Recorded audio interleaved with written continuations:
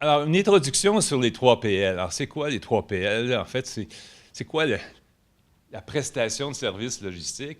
C'est une tendance qui remonte aux années 80 en Europe, puis plus aux années 90 ici, où les entreprises se disent, ben nous, on est bon pour fabriquer des moteurs ou produire du yogourt ou pour fabriquer des médicaments. On est moins bon dans le transport, l'entreposage, gérer des stocks, des magasins, etc. Donc, on va se concentrer sur ce dans quoi on est bon. Puis ces autres activités, on va les confier à des spécialistes. Alors, quand ces activités-là concernent la logistique, on va appeler ça, dans le fond, l'impartition d'activités logistiques. Et à qui on les confie? On les confie à des PSL, des prestataires de services logistiques. Alors, le bon terme francophone, c'est PSL. Il y a juste quelques personnes que je connais qui utilisent ça. Okay. La plupart des gens utilisent l'acronyme anglais 3PL, comme dans Third Party Logistics. Alors, donc, c'est ça, un 3PL. C'est quelqu'un qui se voit confier des activités logistiques. Et c'est quoi ces activités-là? Bien sûr, il y a du transport. Mais s'il y a juste du transport, je n'appellerais pas ça un 3PL. Quelqu'un qui ne fait que du transport, c'est un transporteur. Hein? On ne mélangera pas des choses. Mais si le transporteur fait aussi un peu d'entreposage, prépare des commandes, gère des stocks, alors il accomplit également des activités logistiques et à ce moment, on peut l'appeler un prestataire de services logistiques. Vous avez peut-être déjà entendu parler de l'appellation 4PL. Alors, c'est quoi un 4PL? C'est un 3PL qui gère d'autres 3PL. Okay? Alors, quand Walmart est arrivé au Canada il y a plusieurs années, ils ont décidé que la logistique était pour confier ça à quelqu'un d'autre. Et ce quelqu'un d'autre, c'était un 3PL britannique qui s'appelait Tibbett and Britton à l'époque. Et eux, ils ont tout organisé la logistique pour Walmart au Canada. Donc, dans ce sens-là, ils ont agi comme un 4PL. Et ensuite, ils ont confié le transport et l'entreposage à d'autres. Et ces autres-là, c'était des 3PL. Donc, vous voyez un peu l'idée. Donc, mais un 3PL peut être un 4PL et vice-versa. Alors, si vous êtes un peu mêlé, ça va être juste pire. Okay. Il y a aussi des 5PL, parce qu'une fois que c'est parti, ça n'a plus de fin, ces histoires-là. Alors, les 5PL, bien souvent, c'est le nom qu'on accorde à ceux qui fournissent les services informatiques dans le domaine de la logistique. Alors, on les appelle des 5PL. Et ainsi de suite. Alors, moi, j'ai déjà réservé l'appellation 7PL. Je pense que le 7PL, ça devrait être le professeur de logistique. Okay.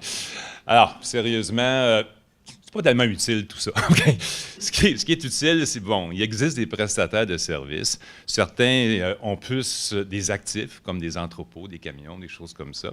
En anglais, on les appelle des Asset-Based 3PL. Puis, il y en a qui ont moins d'actifs, qui sont plus des conseillers. Et puis, eux vont être davantage des 4PL. Mais c'est tout des 3PL. OK. Alors, qu'est-ce que c'est cette industrie? En fait, c'est une industrie qui a connu une très forte croissance depuis, en Amérique du Nord, le début des années 90. En Europe, ça remonte plus loin. Mais ici, de notre côté de l'océan, vous voyez, ça a commencé en 90. Aujourd'hui, c'est une industrie qui rapporte quelque chose comme 200 milliards de dollars US aux États-Unis. C'est combien au Canada? Bien, au Canada, c'est toujours la même chose. On n'a pas toutes les données. Fait qu'on divise par 10, puis on recule de 2 ans, puis on est à peu près là. OK? Alors, on a eu une période de grâce au Canada. Chez Industrie Canada, on avait un fonctionnaire qui était parti en mission, puis pendant 5 ans, on a eu toutes sortes de données parce qu'il était notre homme à Ottawa. Et puis, on l'a muté à faire d'autres choses. Et puis, depuis ce temps-là, on n'a plus de chiffres dignes de ce nom. Mais bon, on va espérer que ça revienne. Alors, c'est donc important. C'est important, 200 milliards, mais quand on le compare aux dépenses totales en logistique aux États-Unis, ces dépenses-là se situent autour de 1 400 milliards de dollars annuellement. Donc, on n'a pas atteint la moitié, le tiers, OK? On a encore une part de marché qui est quand même assez faible par rapport à ce qu'on observe, par exemple, en Europe, où le marché des 3PL, c'est à peu près la moitié des dépenses logistiques. Donc, il y a encore de la croissance à venir dans le domaine des 3PL. OK. Alors, ce schéma-là, il n'est pas facile à lire, mais ce que ça dit essentiellement, c'est La partie orangée, c'est la proportion des dépenses logistiques qui sont confiées à des 3PL. En bleu, c'est ce qu'on fait à l'interne, puis en vert, c'est les coûts de possession du stock. Alors, la première ligne en haut, c'est le Canada. Donc, c'est les entreprises manufacturières canadiennes. Puis on voit que, bon, la partie orangée est plus courte que celle de la deuxième ligne qui représente les activités manufacturières aux États-Unis. Autrement dit, aux États-Unis, la portion qu'on confie à des 3PL est beaucoup plus grande que celle qu'on accorde au Canada. Et la même chose est vraie pour les autres lignes qui traduisent la situation chez les grossistes. Donc, la troisième ligne, c'est les grossistes canadiens. La quatrième ligne, les grossistes américains. Et ainsi de suite. La cinquième ligne, ce sont les détaillants canadiens. Et la dernière ligne, c'est les détaillants américains. Donc, quel que soit le secteur, ce qu'on observe, c'est qu'on a plus tendance à impartir aux États-Unis qu'au Canada. Et on a plus tendance à impartir en Europe qu'aux États-Unis. Okay? Donc, on est comme doublement en retard dans la parade, comme on dit. Et au Québec, qu'est-ce qu'il y en est? Bien, ma collègue Claudia Reboledo et moi, on a réalisé un sondage 2014. Je me dis toujours qu'il est récent, mais bon, le temps passe. Ce qu'on s'est rendu compte, on demandait aux gens, bien, parmi les pratiques logistiques, quelles sont celles qui vous motivent le plus, quelles sont celles qui vous intéressent davantage, que vous considérez les plus importantes. Puis vous voyez que l'impartition, ça arrive avant-dernier. Donc, on ne peut pas dire qu'il y a un engouement terrible là, pour l'impartition de façon générale. Maintenant, une fois qu'on a dit ça, il y a plein d'exceptions, puis il y a plein d'entreprises, d'exemples que je peux vous citer qui font de l'impartition. Et vous voyez en bas du graphique, en bas du tableau, ce qu'on trouve, c'est les investissements dans les technologies d'information. Ça, c'est un peu triste parce qu'on peut démontrer que les entreprises qui investissent davantage en TI sont celles qui performent le mieux. Puis chez nous, c'est le dernier sujet d'intérêt. Alors, une fois qu'on a dit ça, puis qu'on comprend que les coûts logistiques sont plus élevés au Canada qu'aux États-Unis, bien, on commence à trouver des pistes d'explication. On fait moins d'investissements en TI, on fait moins d'impartition et on est moins performant. OK. Alors, quelles sont les activités qui sont imparties à travers le monde? Si on lit à partir du bas, bien, on voit évidemment le transport. C'est l'activité qui nous vient à l'esprit en premier lieu. Transport intérieur, transport international. Mais on voit que la troisième ligne, si on veut, c'est l'entreposage. Donc, à travers le monde, il se fait beaucoup d'impartitions dans le secteur de l'entreposage. Ensuite vient, bon, les douanes, les activités des transitaires et une foule d'autres activités de préparation de commandes, de valeur ajoutée, etc. Au Québec, oui, le transport, on est partant. Les douanes, oui. Mais vous voyez, après ça, ça coupe. On arrive à l'entreposage, la troisième ligne, où il y a moins d'intérêt, si on veut, de façon générale. Encore là, il ne faut pas généraliser trop. Il y a plein d'exceptions, il y a plein de cas d'entreprises qui ont imparti l'entreposage avec succès. Mais quand je regarde, moi, les localisations, les nouveaux centres de distribution qui ont été construits depuis une dizaine d'années au Québec, la grande majorité sont gérés par des employés de l'entreprise. Il y en a très peu qui ont été confiés en impartition. Il y a peut-être le cas de Canadian Tire à Coteau-du-Lac, mais sinon, c'est beaucoup les entreprises qui gèrent elles-mêmes ces activités-là. Alors, dans les activités d'entreposage, il y a aussi ce qu'on appelle des activités de valeur ajoutée. Et c'est là que l'impartition, parfois, peut apporter une contribution importante. Alors, c'est quoi ces activités-là? Bien, vous avez des stocks qui sont entreposés dans le centre de distribution et votre prestataire, lui, peut en profiter pour faire des activités comme déballer, réemballer, apposer des étiquettes, des choses comme ça qui ne sont pas des tâches très complexes, mais que lorsqu'elles sont faites en usine, bien, ça vient alourdir puis augmenter les coûts. Alors que quand on les fait en entrepôt, ça coûte moins cher. Même chose, l'assemblage, conditionnement, ça peut être la finition d'un produit, ajouter une dernière étape, ça peut être vérification. On a un de nos gouverneurs, le groupe AFI Logistique, eux, ils font toute la configuration des des terminaux pour Vidéotron. Alors, ça, c'est des activités de valeur ajoutée. On a quoi? Du conditionnement climatique. Faire mûrir des bananes plus rapidement. On les met dans des chambres à gaz, puis bon, apparemment, elles sont plus belles quand ça. Alors, ça, c'est de la valeur ajoutée, ça aussi. Du conditionnement, du co-manufacturing, donc des activités qui sont quasiment du manufacturier, mais qu'on fait chez le 3PL. En France, j'ai vu une entreprise qui, quand on arrive près de la période de Pâques, vont installer tout ce qu'il faut pour fabriquer des œufs de Pâques, des poules, des lapins, etc. Parce que le fabricant de chocolat, lui, il ne veut pas faire ça dans son usine. Alors, on installe ça chez le 3PL qui va remballer tout ça, livrer avec les autres produits. Puis quand Pâques est terminé, on remballe tout ça, puis on passe à autre chose. Alors, c'est ce qu'on appelle du co-manufacturing. Et le kitting. Alors, le kitting, on a un bel exemple ici au Québec. On a le groupe Robert qui prépare des pièces à chaque jour pour acheminer chez Pratt & Whitney pour qu'ils puissent assembler les moteurs en juste à temps. Donc, au lieu d'avoir toutes ces pièces-là dans l'usine, elles sont conservées chez le 3PL qui les achemine au bon moment, en bon état, etc. Donc, c'est ce qu'on appelle du kitting. C'est probablement une des activités les plus complexes, si on veut, là, qu'on peut voir chez un 3PL. Pourquoi on fait appel à un 3PL? Quand on pose la question aux 3PL, ils nous disent on nous demande nos services parce qu'on cherche des économies. Quand on demande aux clients, ils disent non, non, on veut un meilleur service. Okay. Alors, on a souvent ça, ce genre de paradoxe. Moi, j'ai plus tendance à croire les 3PL là-dessus. En général, quand on confie des activités logistiques à un prestataire, c'est parce qu'on recherche vraiment des économies. Ça ne veut pas dire qu'on veut sacrifier le service, au contraire, on exige le même niveau de service ou même des améliorations parfois, mais ce qu'on recherche vraiment, c'est des gains au niveau de l'efficience, au niveau des coûts.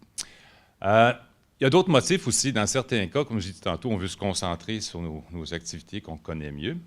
On recherche un expert, une expertise.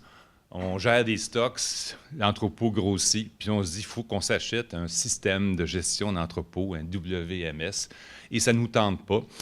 Et c'est peut-être le moment de prendre la décision. Est-ce qu'on ne devrait pas plutôt confier ça à quelqu'un qui connaît ça, qui va, lui, avoir les systèmes en place, etc. Alors, il y a différents motifs comme ça qui vont amener la décision de recourir à un 3PL. On avait une dernière diapo. En fait, tout à fait récent, c'est un magazine Bound Logistics qui nous basé sur des sondages. Et on demandait aux gens, ça c'est des expéditeurs, c'est quoi vos défis ces jours-ci par rapport aux 3PL? En fait, le défi qu'on retrouve beaucoup dans l'industrie ces jours-ci, c'est les coûts de transport. Alors, je ne vous apprendrai rien. Si vous achetez du transport, vous vous êtes rendu compte que ça coûte plus cher. Alors, vous n'êtes pas tout seul. On voit que c'est la préoccupation numéro 1. Mais il y en a d'autres qui sont aussi des enjeux qu'on connaît bien. Retenir, attirer, embaucher en fait, hein, des ressources, les retenir chez nous. Donc, le talent, c'est un enjeu important. Le service à la clientèle, les coûts de main-d'œuvre, etc., tout ça, ça fait partie des enjeux chez les expéditeurs et des motifs aussi qui les amènent à recourir à des PSL. Par contre, les 3PL, eux, les enjeux qu'ils ont, les enjeux de capacité, évidemment, ça, c'est des sondages américains, donc tout ce qui s'appelle capacité de transport, ces jours-ci, c'est un enjeu. On a même des compagnies de chemin de fer qui achètent des compagnies de camionnage. Tout le monde cherche la capacité, OK, ces jours-ci. Alors, là aussi, des enjeux au niveau de la technologie et du talent. Alors, je vous disais tantôt qu'on fait affaire à des 3PL parce qu'on veut des spécialistes qui utilisent des outils sophistiqués. Donc, les 3PL ont le défi d'acquérir, d'investir dans ces technologies-là et aussi d'attirer puis de retenir le talent parce qu'ils sont en concurrence, dans certains cas, avec les clients pour attirer justement le même talent. Donc, dernière diapo. On se pose la question parfois, bien, au Québec, si on fait moins d'impartitions, c'est peut-être parce qu'on est plus smart que les autres. On sait que ce n'est pas une bonne idée. Et que les autres ont tous tort, puis que nous, dans le fond, on a raison de ne pas en faire. il y a sûrement des cas où c'est vrai que l'impartition, ce n'est pas nécessairement la solution pour tout le monde. Mais ces statistiques-là, ici, semblent indiquer qu'en général, les entreprises qui font affaire avec des 3PL, 75 constatent que le coût global de logistique a diminué. Chez les 3PL, on voit que c'est 93 Et l'autre ligne parle de services. En fait, la majorité dans les deux cas, et à la fois les expéditeurs et les 3PL, la majorité constate que les gains au niveau du service à la clientèle, du fait qu'on a imparti des activités logistiques. Donc, il semblerait que, bon, ceux qui le font sont contents de le faire, qui réalisent des économies, qui réalisent des gains au niveau du service. Et la question qu'on va se poser aujourd'hui, c'est qu'est-ce que vous en pensez, vous autres? Le premier conférencier aujourd'hui, on a la chance d'avoir avec nous des gens du CHUM, du COSUM et de Cardinal Health. Alors, Christine Ouellette, qui est conseillère cadre à la direction de l'approvisionnement et de la logistique au CHUM, et ex-étudiante chez nous. Carlo Rossi, adjoint au directeur de la logistique et de l'approvisionnement, volet logistique au COSUM. Et puis, Marc-Sébastien Verreau, directeur de compte stratégique chez Cardinal Health. Alors, mesdames, messieurs.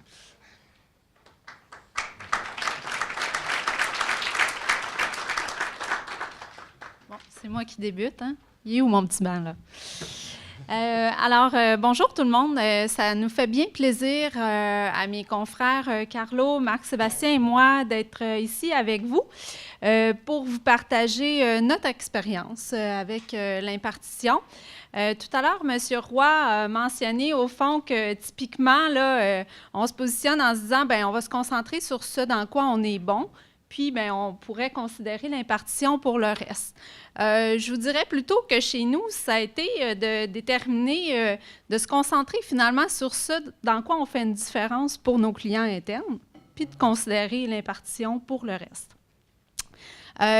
Chez nous, la collaboration, donc, c'est une collaboration tripartite. CHUM, CUSUM, Cardinal.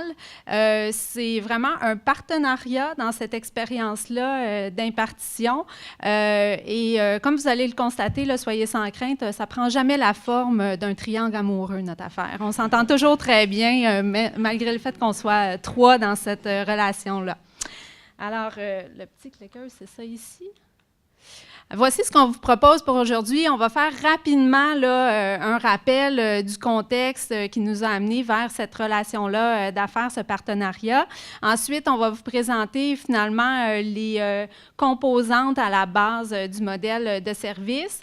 Je vais céder la parole à Carlo qui va vous exposer la gouvernance au niveau de ce service-là, ainsi que les éléments qui amènent pour nous une valeur ajoutée.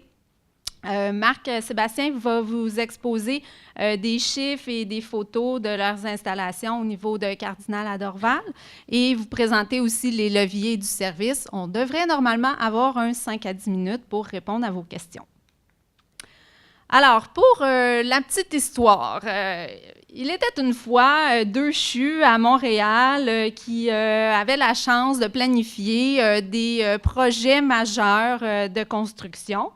Mais dans le cadre de cette planification-là, bien, il a rapidement été évident qu'il n'y aurait pas de pieds carrés disponibles pour des magasins centraux dans ces installations-là. Et c'est bien logique, c'est dans le contexte de maximiser l'espace pour les patients. Alors, comme vous pouvez le voir, il y a un petit peu plus de 10 ans maintenant, on s'est lancé dans une série d'analyses. Toutes les étapes d'un appel d'offres public ont suivi. Ce qui nous a amené au printemps 2013 à la signature de l'entente avec Cardinal, un contrat de base sur 7 ans, parce qu'on ne met pas ça en place comme ça, ce type d'entente-là, avec 2 options de prolongation, une première de 2 ans, une deuxième de 5 ans. Évidemment, une fois que ça s'était fait, ce n'était que le début, a suivi l'implantation de nos différents sites. Alors, vous avez ici sur la diapo là, la référence du nombre de sites qui ont été mis en place.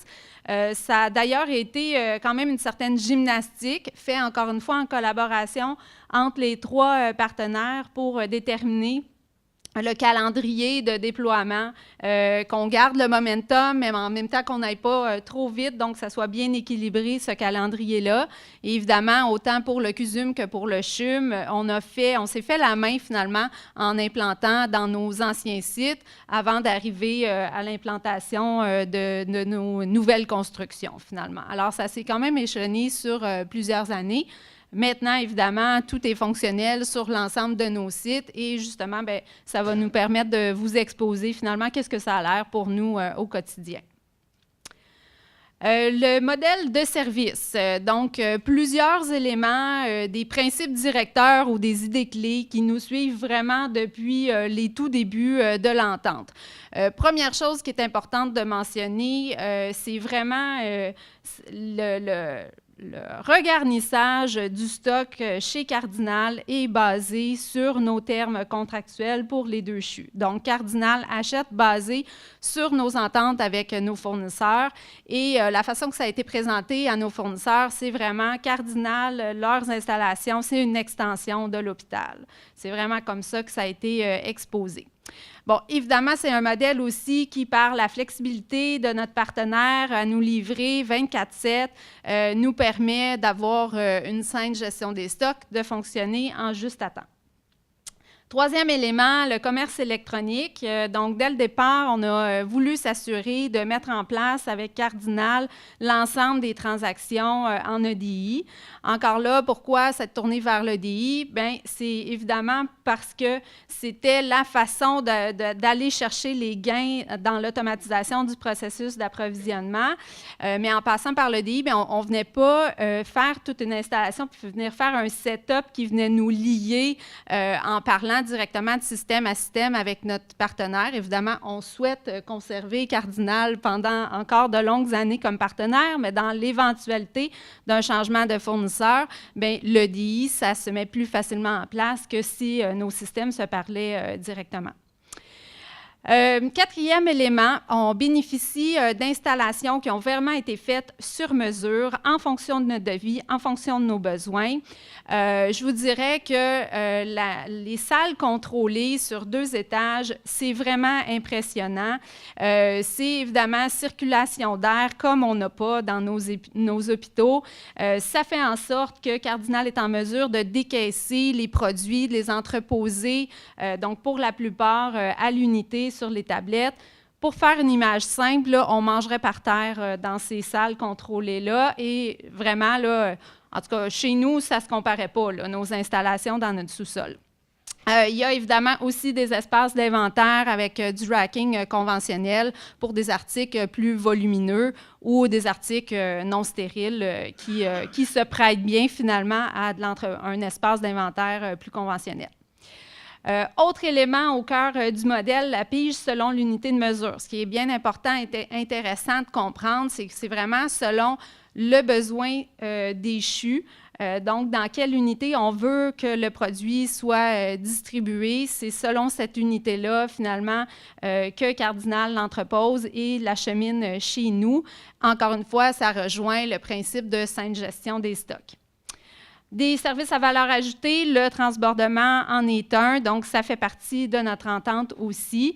La distribution par point d'utilisation et selon des routes de livraison qui ont été définies. Encore là, il y a eu beaucoup de travail fait conjointement entre les 3 parties prenantes pour déterminer ça. En tout, pour vous donner encore une image, conjointement, là, à travers nos différents sites, pour les 2 CHU, c'est plus de 1000 points de distribution finalement. Donc, vraiment, pour chaque utilité propre, pour chaque réserve de matériel que le stock est préparé, mis dans des bacs, livré sur des chariots, prêts à être acheminés, distribués à travers les hôpitaux.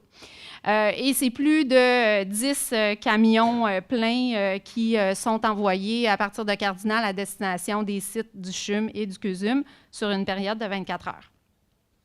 Les 2 derniers éléments, partage de risques, respect des normes CSA, se conformer quand même aux exigences assez élevées de nos équipes de prévention, contrôle des infections, ça fait aussi partie du deal et on va revenir sur ces éléments-là un petit peu plus tard. Alors, sans plus tarder, je cède la parole à Carlo pour vous parler de la gouvernance. On a pris soin de bien choisir nos petits icônes sur cette diapo-là. Le modèle de gouvernance se décline en 3 niveaux. 3 niveaux qui ont fait vraiment, je pense, la clé du succès du programme et qui est en place depuis le début du programme également. Alors, au premier niveau, on retrouve les échanges quotidiens. Nos équipes parlent à tous les jours un service à la clientèle qui est réservé à nous chez Cardinal. Alors, les échanges quotidiens sont par rapport aux livraisons, par rapport à l'inventaire, par rapport à des retours, des ruptures de stock, etc. Alors, on a des équipes de chaque côté, terrain, plancher, qui gèrent bien ce niveau-là. Au deuxième niveau, on retrouve un peu l'engrenage du programme, du projet, qui fait en sorte que tout roule. C'est le comité de coordination. On se rencontre aux 2 semaines avec les chefs de service et on discute de standardisation de pratiques. Donc, on est les 3 parties sur des appels à chaque 2 semaines et on fait nos suivis de projet. On discute d'amélioration continue, on prend des décisions ensemble. On relève aussi les éléments communs qui sont retrouvés dans le quotidien pour essayer de comprendre les causes souches, puis finalement diriger les projets de façon conjointe. Et tout ça est discuté au 2e niveau avec le comité de coordination. Un 3e niveau, où là, maintenant, autour de la table, on a les directeurs et on discute beaucoup plus d'alignement stratégique. On fait de la revue de performance, je vais discuter tout à l'heure des tableaux de bord, puis on regarde aussi les possibilités, des opportunités de développement. Ce comité de gouvernance-là est plus aux 2 mois et on se rencontre de façon là, assidue et c'est vraiment la clé du succès du programme. Pour répéter certains éléments, puis quand on prend un pas de recul, puis il y a plusieurs visages familiers d'entre vous aujourd'hui, on a essayé de résumer toute cette valeur-là ajoutée à nos yeux en rétrospective, puis on les a catégorisés en 6 éléments. Les éléments de technologie, d'équipement, d'infrastructure, c'est des éléments qui, bon, c'est difficile dans nos établissements d'assurer les investissements qui sont requis, d'assurer les investissements qui sont requis aussi pour la pérennité de cette technologie-là. Alors, le partenariat qu'on a ici avec Cardinal nous permet vraiment d'accéder à des outils, d'accéder à une technologie qui est à la fine pointe et on ne se le cachera pas, le privé se doit de toujours être une longueur d'avance par rapport à la compétition et pousser pour être toujours les premiers de l'industrie.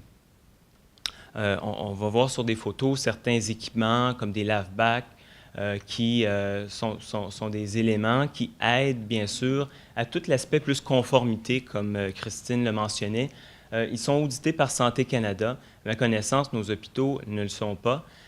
Puis il y a eu beaucoup de travail qui a été fait avec notre groupe de contrôle des infections, ce qui fait en sorte que je pense qu'en bout de ligne, du côté clinique, on s'assure que l'entreposage beaucoup plus adéquat dans des salles contrôlées et la livraison jusque dans nos hôpitaux fait en sorte qu'en bout de ligne, ce n'est pas quantifié, mais peut-être on réduit les risques d'infection nosocomiale dus à un meilleur entreposage que historiquement dans nos fameux entrepôts du sous-sol. L'aspect beaucoup plus amélioration continue, je voudrais passer quelques temps là-dessus, sur le fait que, bon, encore là, le privé, et c'est encore nouveau dans certains des établissements, la méthodologie Lean, l'accès à des experts, à des ressources qui ont tout ce background-là. Mais bon, ce partenariat-là fait en sorte qu'on a une Black Belt qui nous aide à gérer et faire avancer nos projets. Alors, c'est vraiment un bon atout. Lorsqu'on regarde les tableaux de bord, ce modèle-là a fait en sorte qu'on s'est poussé à définir des tableaux de bord, à se donner des indicateurs de performance. Et on regarde, par exemple, périodiquement, les volumes de consommation qui ont eu des fluctuations à la hausse ou à la baisse de façon anormale. On regarde les items qui n'ont pas été commandés. Alors, tout ça dans le but de faire une saine gestion des stocks. qui est encore là. Je pense que historiquement, dans nos établissements, on n'avait peut-être pas le temps ou les ressources ou les compétences de faire de l'analyse de données jusqu'à ce niveau-là. Déployer chez nous est l'élément de transbordement. Encore une fois, c'est comme un peu une consolidation. J'ai de la difficulté avec ce terme-là, mais on va, au lieu d'avoir des achats directs envoyés à nos établissements, ils seront expédiés chez Cardinal et ils seront mis à même les commandes régulières. Alors, je pense que ça réduit le nombre de livraisons à nos quais de réception et ça permet aussi à Cardinal de faire une première réception dans nos systèmes, dans notre cas, le JBEC. Puis finalement, au niveau de la gestion, un autre élément de valeur ajoutée, bien, on a cette flexibilité-là avec Cardinal, on a cette souplesse-là pour des commandes urgentes, pour la gestion des horaires et pour nous aider dans la gestion de produits. Alors, on pousse vraiment au niveau des ruptures de stock à identifier ou à nous aider à identifier des substituts. Alors, définitivement, ils peuvent très bien nous aider dans ce cheminement-là afin de trouver des substituts. Merci. Bonjour. Alors, quelques faits saillants au niveau de l'édifice qu'on utilise pour servir les deux CHU. C'est une bâtisse qui a été livrée en novembre 2016, alors à la fine pointe de la technologie. Si on regarde au niveau de quelques statistiques, dans le but d'offrir un service 24 heures sur 24, 7 jours sur 7, le site de Dorval dans son ensemble, qui dessert à toute fin pratique la province du Québec, là, un petit peu l'Ottawa aussi, compte 175 personnes dans l'entrepôt. Il y a 240 personnes au bureau, là, mais 175 dans l'entrepôt. De ce 175-là, 70 sont attitrés à la gestion du centre de distribution, ce qui est en fait, à toute fin pratique, l'entrepôt des deux CHU à l'extérieur de l'entrepôt. L'espace, 250 000 pieds carrés, et de ça, 88 000 pieds carrés sont mis de côté pour les deux CHU spécifiquement. Ça se décline en deux zones. La première, c'est une zone de les produits en plus gros volume qui se bougent à la caisse, qui se commandent régulièrement, puis une zone de distribution au point d'utilisation par l'unité logique de mesure. Les nombres de commandes annuelles, on en reçoit plus de 550 000. De ce nombre, 260 000 sont pour les deux CHU. Vous pouvez imaginer, il y a 1000 points de service à l'intérieur de ces sites-là et ils commandent à tous les jours et quelques fois par jour dans certains cas. Le nombre de lignes pigées par année, on parle de 2,8 millions de dollars, non, 2 millions de lignes. Au site de Dorval, 1,6 million pour les deux CHU. En image, une image vaut 1000 mots. Je viens de vous sauver à peu près 87 diapositives. Je vous dirais que c'est une bâtisse qui est à la fine pointe de la technologie qui nous permet de maximiser la cueillette de produits et la distribution de ces produits-là directement vers l'établissement. Je prends une chance? OK, voilà. Quelques points peut-être. Alors, ici, vous avez l'espace régulier d'entreposage, le fameux 250 000 pieds d'espace.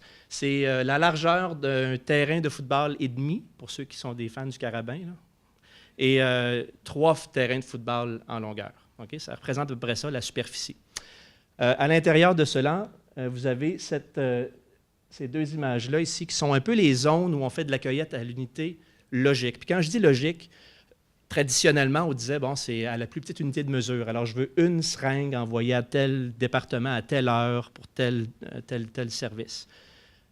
Il y a des cas où ça serait plus avantageux que ce soit une boîte de 10. C'est disponible en boîte de 10, puis 10, oui, on va s'en servir plusieurs fois pendant la même journée. Alors, quand on dit logique, c'est en collaboration avec les deux centres de santé qu'on a établi cette liste de produits-là. Qu'est-ce qui est dans cette salle contrôlée-là et dans quelle dénomination on va la distribuer quand elle est commandée. Et c'est revisé, ça, périodiquement. Il y a plus de 5000 produits présentement qui sont dans ces salles-là, et c'est sur 2 étages. Pression positive, il n'y a pas de poussière dans cet établissement-là. Il y a plusieurs mesures de sécurité mises en place pour que l'inventaire soit géré d'une façon acceptable pour la prévention des infections des établissements, mais aussi pour Santé Canada. Ça ici, le lave-bac, ça, c'est toute une construction. Ça a été construit sur mesure pour la gestion des bacs, parce que c'est livré dans des bacs en plastique directement, comme vous voyez ici sur l'image. Ça, c'est pour le McGill, entre autres, le CUSUM. Les bacs sont retournés avec des fois le carton à l'intérieur. On recycle le carton, on s'occupe de tous les déchets et on doit les laver, ces bacs-là. Cette machine-là peut laver jusqu'à 7000 bacs par jour et on n'est pas à capacité.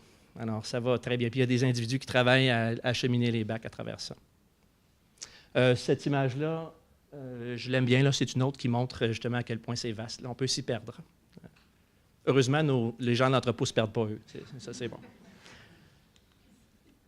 Les établissements de santé, dans ce cas-ci, ou peu importe, là, dans le public, qui désirent collaborer avec un PSL, M. Roy, moi, je vais me faire porte-étendard du terme PSL pour vous, peuvent utiliser 4 leviers de service. J'aime le terme levier parce que ça veut dire que chaque établissement, en fonction de ses défis, en fonction de ce qu'il cherche à accomplir, peut tirer sur les leviers d'une façon différente pour aller chercher le service qui va mieux cadrer dans ses besoins.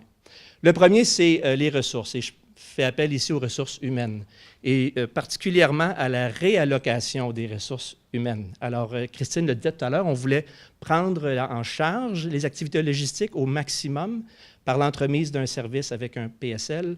On arrive à faire ça. Du moins, ça fait partie de l'équation de valeur pour l'organisation. Le deuxième, c'est l'inventaire, et ça se décline de 3 façons. La première façon, quand l'établissement adhère au programme de DPU, distribution au point d'utilisation, le prestataire de service rachète l'inventaire, sauf ce qui a besoin d'être utilisé pour le juste à temps de l'établissement. Alors, il y a une première économie là. La deuxième, c'est qu'il y a une prise en charge de la gestion de cet inventaire-là, avec tout le risque que ça comporte. Alors, la gestion des numéros de lot, la gestion des dates d'expiration, la rotation des stocks, tout ça est pris en charge par le prestataire de service. La troisième, c'est que c'en est une qui est particulièrement importante, c'est au niveau des liquidités. Alors, imaginez-vous un produit que vous achetez en boîte de vin que vous utilisez une fois par mois. Cette caisse-là dort dans votre inventaire et coûte de l'argent à entreposer. Dans un modèle de DPU, vous payez seulement pour l'unité que vous avez besoin quand vous l'avez besoin. Alors, au niveau des liquidités, vos VP Finances seraient très heureux de savoir qu'ils ont tout cet argent-là maintenant pour affecter à d'autres postes de dépenses dans l'hôpital. Le troisième levier en est un d'espace. Au niveau des 2 CHU, c'est intéressant, la construction s'est faite sans espace d'approvisionnement ou d'entreposage. Dans plusieurs autres centres au Québec, ce n'est pas le cas. Il y a un pied carré dans l'hôpital qui est réservé à la gestion des inventaires, et ce pied carré-là peut être assez dispendieux. Dans une perspective de DPU, l'établissement recouvre ces pieds carrés-là et peut l'utiliser à d'autres échéances. Alors, j'ai des exemples où les hôpitaux rapatrient leur clinique externe. J'ai même un individu qui me parle de vouloir louer cet espace-là à des restaurants. Alors, imaginez un monde où votre espace vous génère des revenus. Le dernier en est un plus récent, c'est au niveau des données. Il y a un module à travers le service de DPU qui permet à l'établissement de soins de santé de voir en temps réel l'utilisation de ses produits. Certains exemples de comment on pourrait utiliser ça, c'est dans un effort de standardisation de pratique, par exemple, où on cherche à arrimer nos produits à des contrats avec le groupe d'achat, par exemple. Donc, cette donnée-là est disponible dans le nuage en temps réel, vous montre vraiment les habitudes de consommation de chacun des points de service à l'intérieur de l'établissement. Ces 4 points de levier-là permettent à l'organisation d'aller chercher la formule qui lui ferait le plus de bien, finalement, au terme de la gestion de son approvisionnement et de sa logistique avec un PSL. J'étudie assez pour que ça...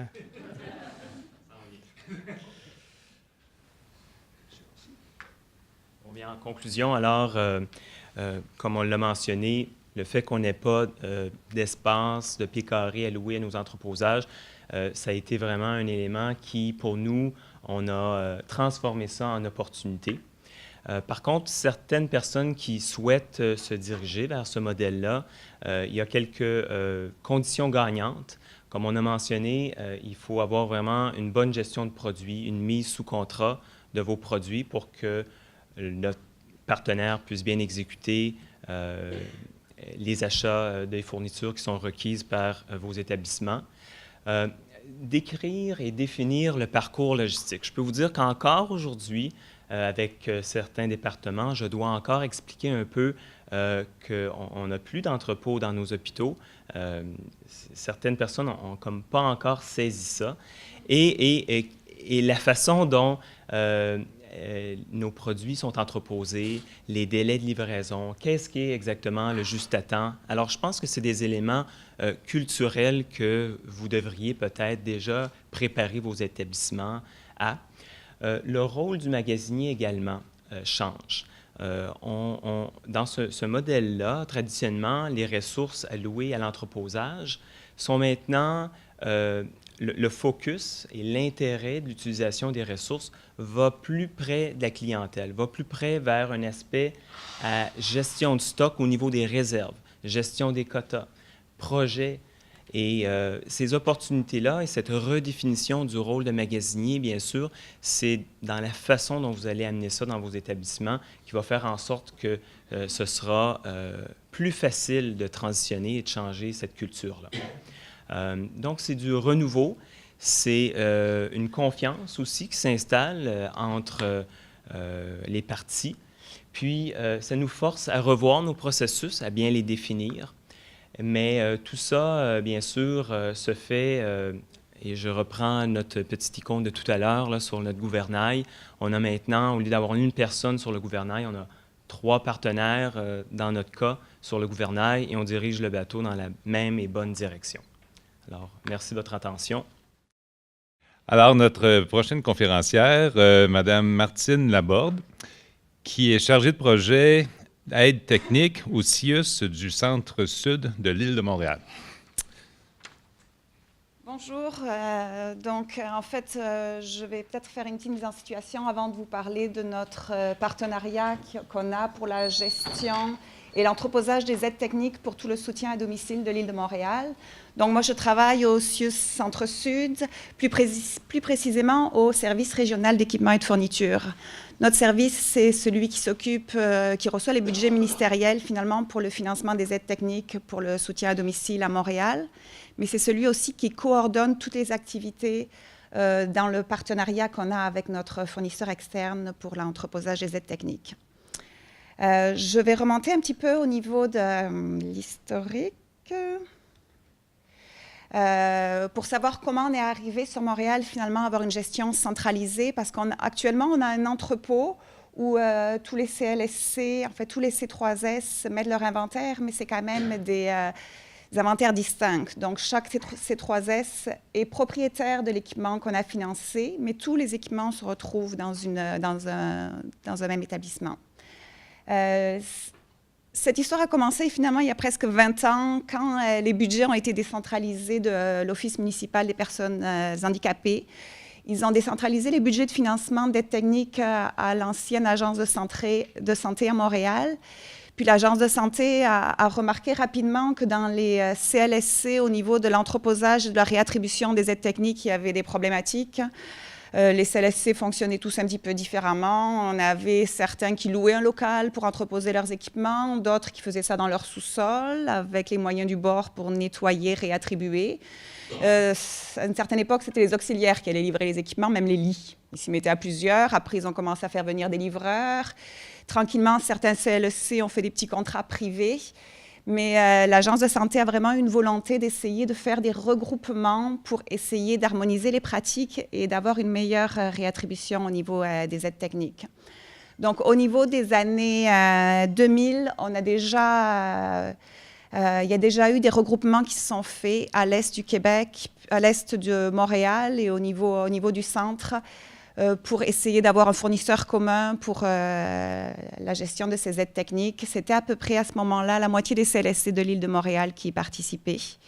En 2012, l'agence a demandé que tous les CLSC intègrent ce processus-là parce qu'ils avaient vu les bienfaits déjà au niveau de la réattribution des premiers regroupements. Puis c'est là où on a eu la première collaboration avec Sigma Santé. En 2012, ça avait été 2 contrats parce que c'était quand même assez gros l'île de Montréal. On s'était dit un regroupement Est, un regroupement Centre-Est. C'est le même fournisseur, prestataire de services, qui a gagné les 2 contrats.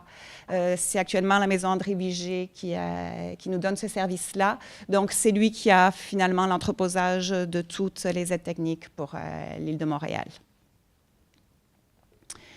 Pour que vous ayez une grandeur d'idée de nos activités, ça c'est un petit Une petite historique sur le volume d'activités qu'on a. Là, je parle juste des volumes d'aides techniques livrées, mais c'est environ 30 000 aides techniques qui sont livrées par année. Quand on parle d'aides techniques, on parle autant des grosses aides techniques, des lits d'élèves personnes, que des petites aides techniques comme des sièges de toilette surélevés, des appuis-bras pour la toilette. Donc, c'est environ 30 000 aides techniques livrées. Presque autant récupérées des domiciles, puis c'est à peu près 25 000 adresses qui sont visitées par année. Si on veut avoir une idée, pour une journée typique, c'est environ 100 livraisons qui se font sur l'île de Montréal dans des résidences de personnes qui en ont besoin. Notre inventaire en entrepôt, donc ça regroupe vraiment l'inventaire de tous les C3S. Donc, je vais donner un exemple typique pour le lit, pour que ça soit un petit peu plus parlant. On a toujours une centaine de lits en entrepôt, mettons 10 qui appartiennent à un C3S, 10 qui appartiennent à l'autre, pour presque 5 000 lits qui sont à domicile. Les aides techniques lourdes, ça reprend celles qui prennent le plus d'espace. Donc, on parle de fauteuils gériatriques, de lève-personnes, de lits. On en a presque 800 en entrepôt. C'est une partie minime quand on voit ce qu'on a à domicile. Et les aides techniques plus légères, là, on en a quand même un gros volume. C'est presque 5 000. Puis, c'est moins de 10 % de ce qui se retrouve à domicile. Très vite, on a pu regarder les bienfaits de cette centralisation. On a vu qu'il y a eu quand même beaucoup de bénéfices. Au niveau de la contrainte qu'il y avait pour les intervenants, en fait, on s'est rendu compte qu'ils ont gagné beaucoup de temps clinique, le temps qu'ils prenaient à organiser, à appeler le livreur pour essayer d'avoir une date de livraison, ou le temps perdu à attendre les délais pour avoir la livraison de l'équipement. On a gagné beaucoup de temps au niveau de ça. On a vu une nette amélioration par rapport au délai de livraison-récupération. Certains CLSC avant avaient la livraison juste le lundi avec leur petit fournisseur externe, ou il fallait qu'ils embauchent des livreurs pour faire livrer l'équipement. On a vu une nette amélioration au niveau des procédures, l'harmonisation au niveau de Montréal. Chacun fonctionnait de sa façon pour tout ce qui est désinfection, livraison. Là, au moins, tout le monde a la possibilité d'avoir les mêmes façons de fonctionner.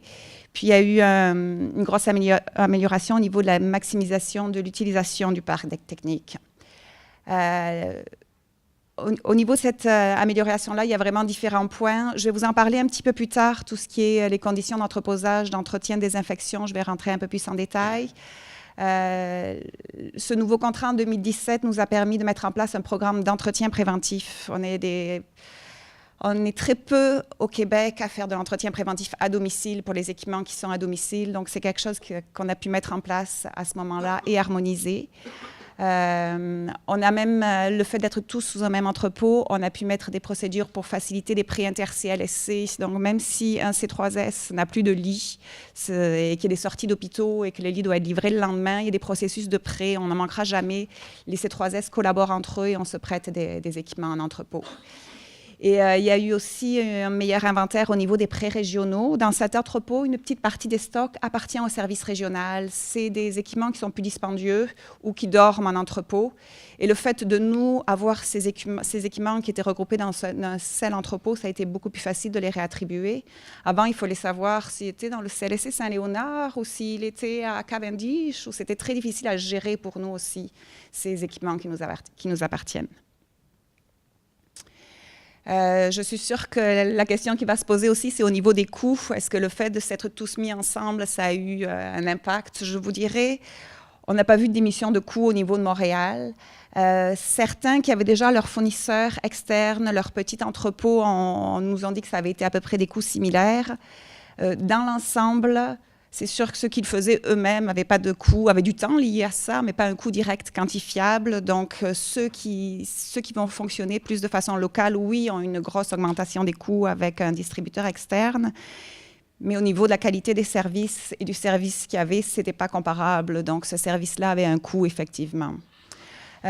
Ce qu'on a vu aussi, le fait d'avoir tout centralisé, c'est vraiment une diminution du nombre de financements des aides techniques. Donc, les demandes de financement qui étaient adressées à notre service, qui était anciennement l'agence, ont nettement diminué. Pourquoi? Parce que les aides techniques tournaient plus. On savait exactement les stocks, on savait l'inventaire. Elles pouvaient plus être facilement réattribuées à quelqu'un d'autre avant de nous demander d'en acheter des nouvelles. Puis on a eu aussi un meilleur portrait des volumes d'inventaire. Avant, on ne savait pas trop c'était où chaque CLSC avec un petit fichier Excel où il n'y avait pas de fichier du tout pour savoir où étaient les équipements. Donc maintenant, avec notre fournisseur externe, on a eu vraiment des données plus précises. Aux 3 mois, ils nous font des rapports d'un petit peu des activités qu'ils font. Donc ça permet aussi, ça c'est des tableaux qui permettent aux gestionnaires de faire les suivis avec leur équipe. Par exemple, on peut savoir le nombre de déplacements inutiles qu'il y a eu. Donc, si on voit que les déplacements inutiles augmentent tout d'un coup, les gestionnaires peuvent aller vérifier pourquoi, qu'est-ce qui s'est passé. Est-ce que c'est parce qu'on n'avait pas avisé l'usager qu'il allait avoir un équipement? Où est la problématique pour essayer de diminuer les coûts qui sont liés à ça? Toutes ces valeurs-là, à un moment, les gestionnaires, si je repars un petit peu avec le graphique que je vous ai montré au début, avec les années, on voit que le nombre de livraisons avait tendance à augmenter, plus ce qui paraît logique. Il y a plus de personnes âgées, les CLSC développent leurs services. Oui, on va livrer plus d'équipements, mais les gestionnaires se sont dit, oui, on le voit, nous, ça augmente, ça nous coûte cher chaque fois qu'on fait livrer, qu'on fait récupérer. Qu'est-ce qu'on pourrait faire pour essayer de diminuer nos coûts? Puis on voit qu'en 15-16, les gestionnaires se sont assis puis ont regardé. Est-ce qu'il y avait des choses qui ont vraiment besoin aussi de passer par l'entrepôt? Parce que c'était facile d'avoir un entrepôt, donc des fois, toutes les aides techniques, on les achète, on les fait livrer à l'entrepôt, puis on les refait livrer à domicile. Puis là, on s'est rendu compte que des fois, il y avait des moyens de diminuer les coûts en faisant livrer certains équipements non urgents directement à domicile. Oui, il y avait des frais de livraison, mais qui étaient moins chers que de passer directement par le fournisseur. Puis il y a eu des décisions qui ont été prises aussi. Est-ce qu'on récupère toutes les aides techniques? Une petite aide technique à 40 $. Est-ce que ça vaut la peine de la faire livrer, nettoyer, relivrer? Donc, avec les chiffres qu'on avait, les gestionnaires ont pris des décisions et certaines aides techniques sont devenues à usage unique et ne sont plus récupérées aussi. Ce qui a permis un petit peu, alors que la clientèle augmente, de diminuer nos coûts au niveau de la livraison et la récupération. Je vais rentrer plus dans le vif du sujet. Maintenant, notre partenariat avec la Maison André Vigée, en fait, c'est vraiment... Je pense que le succès de ce partenariat-là vient vraiment de la collaboration avec les différents acteurs. Donc oui, l'entrepôt, mais ce n'est pas un contrat qu'on a fait, qu'on a laissé, qu'on a dit « occupez-vous-en ». C'est vraiment des échanges et des collaborations continues pour que ça fonctionne. Donc, il y a le service régional, effectivement, où moi, en tant que chargée de projet, je m'assure vraiment d'un suivi régulier avec et l'entrepôt et les différents CIUS. Au niveau des CIUS, chaque CIUS a mis un gestionnaire responsable du dossier technique. Donc, les 5 CIUS ont un gestionnaire attitré avec lequel on va travailler pour collaborer au niveau des procédures. Il y a un comité aussi des ergothérapeutes. Donc, chaque CIUS a donné 1 ou 2 ergothérapeutes sur le comité pour regarder plus les situations problématiques. Et chaque CIUS a mis des responsables aux aides techniques, donc des commis ou des agents administratifs qui sont vraiment responsables de ce dossier-là. Puis, en bout de ligne, il y a aussi l'usager qui reçoit les équipements à domicile. J'ai essayé d'identifier différents facteurs qui ont fait en sorte que ce projet-là fonctionne bien à Montréal. Les points qu'on voit là, je vais les détailler un par un. Je pense que les enjeux étaient vraiment au niveau du contrat qu'on a fait avec ce fournisseur-là. Mais juste le contrat, ça ne suffit pas. Donc, je vais vous parler des inventaires, des processus aussi de communication, de gestion des insatisfactions qu'on a mis en place. Au niveau du contrat, avant 2012, on avait déjà des contrats avec certains fournisseurs, mais ce qu'on a vu, c'est que vraiment, il faut leur expliquer ce qu'on veut. Donc, puis la collaboration avec Sigma Santé était très importante là-dedans parce qu'on a pu vraiment rentrer dans le détail et écrire tout ce qu'on voulait. Donc, c'est quoi nos heures de livraison? C'est quoi nos heures de récupération? Donc, on sait que tout ce qu'on a demandé la veille avant 3 heures va être livré le lendemain. On sait qu'on a droit à un service d'urgence dans certaines situations. Tout ce qui est récupéré doit être mis sur les tablettes disponibles au bout de 48 heures. Donc, on a établi des critères très précis au niveau des normes d'entreposage aussi. Puis, si j'avais eu des photos de comment ça se passait dans les anciens entrepôts quand on avait des petits contrats dans le passé, puis si vous aviez la chance de voir maintenant l'entrepôt actuel qu'on a, je sais que plusieurs personnes ici ont réussi à le voir. il y a quand même une grosse différence. Je n'ai pas pu avoir de photos. J'aurais trouvé ça très intéressant de vous le montrer, mais on est en processus d'appel d'offres. Alors, c'était un petit peu délicat pour le distributeur actuel de nous donner ses bons coups. Mais c'est vraiment très bien organisé. On a demandé à ce que les entrepôts soient faits par C3S. Donc, chaque C3S a son inventaire. Les aides techniques sont rangées par catégorie, les lits avec les lits, pour que ce soit facile de se retrouver. Puis, on a mis des normes très précises. Avant, là, il nous manquait des morceaux. Les fauteuils de transfert étaient tous dans un tas, les uns sur l'autre. Dès qu'il y a des aides techniques rembourrées, c'est juste maximum 2 aides techniques l'une sur l'autre. Dès qu'il y a des aides techniques avec du matériel poreux, on demande à ce qu'ils soient enveloppés dans du plastique.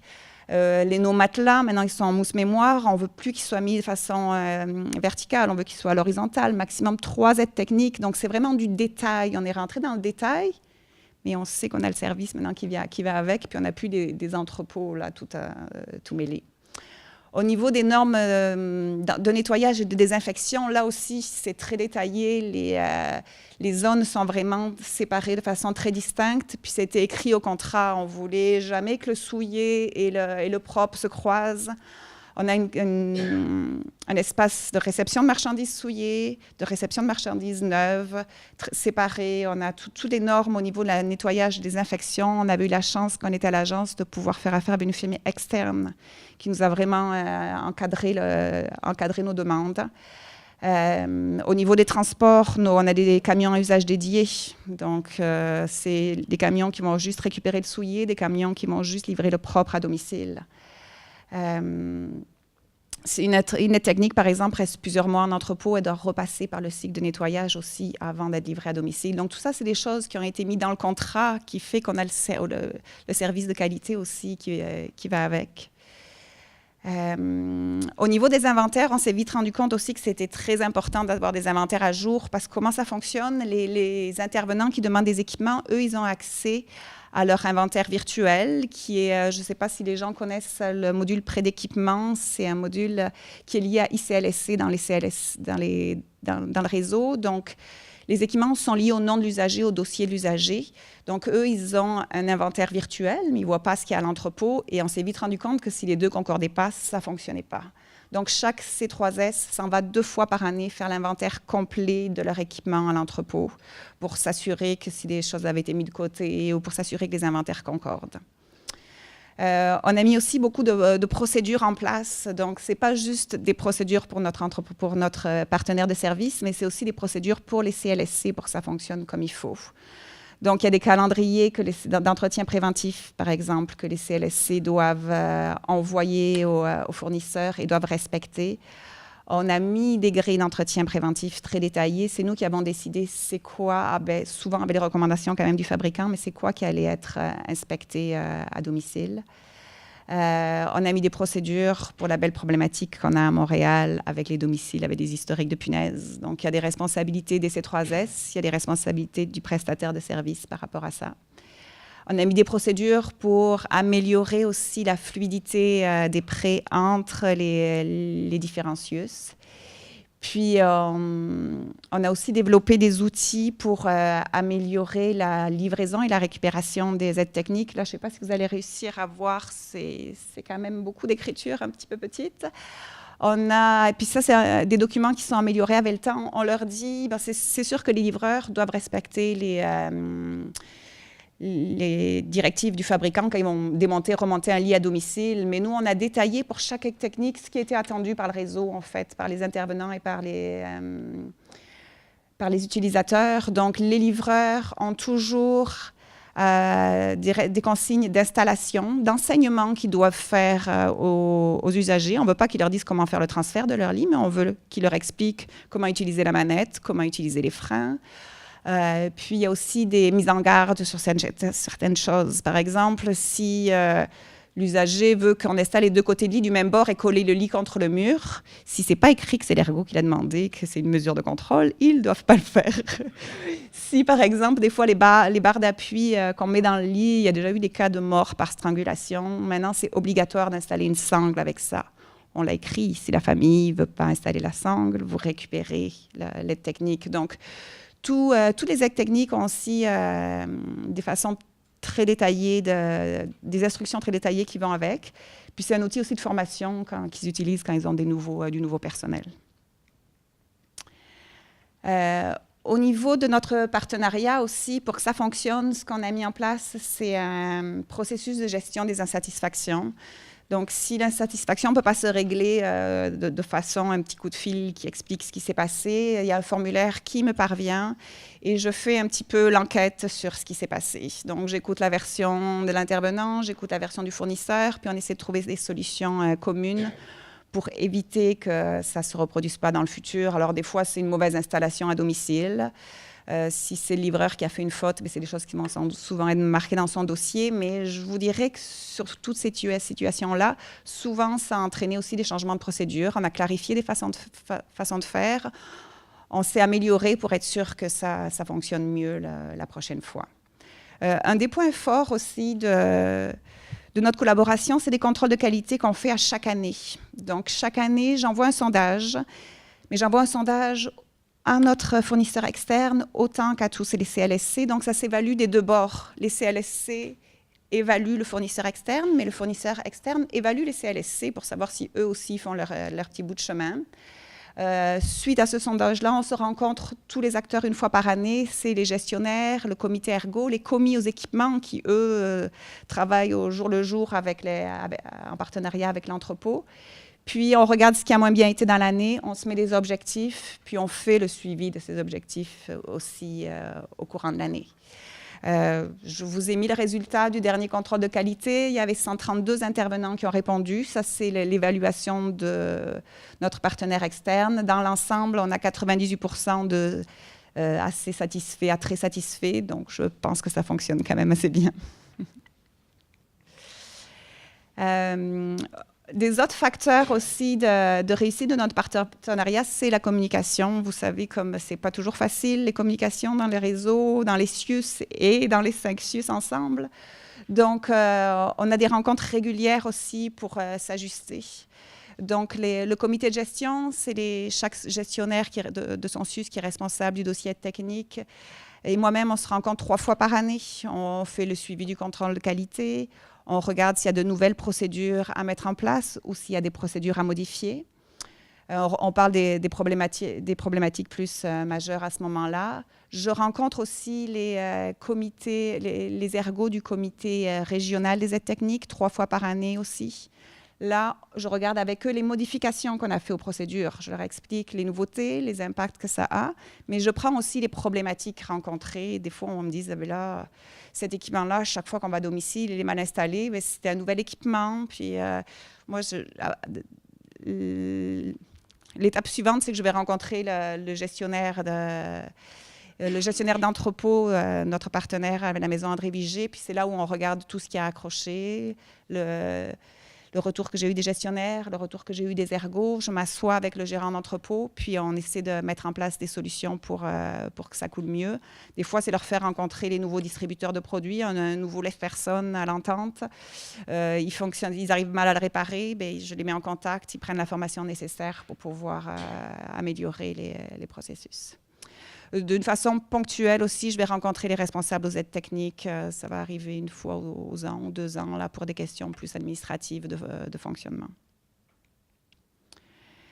D'autres facteurs de réussite qui font que je pense que ça fonctionne bien à Montréal, le modèle qu'on a pris, c'est aussi en fait d'avoir donné accès à notre partenaire externe au module pré-d'équipement de ICLSC. Tous les C3S ont donné un accès restreint pour que l'entreprise externe voit aussi nos inventaires, parce que finalement, on fonctionnait comme un petit peu avec 2 inventaires.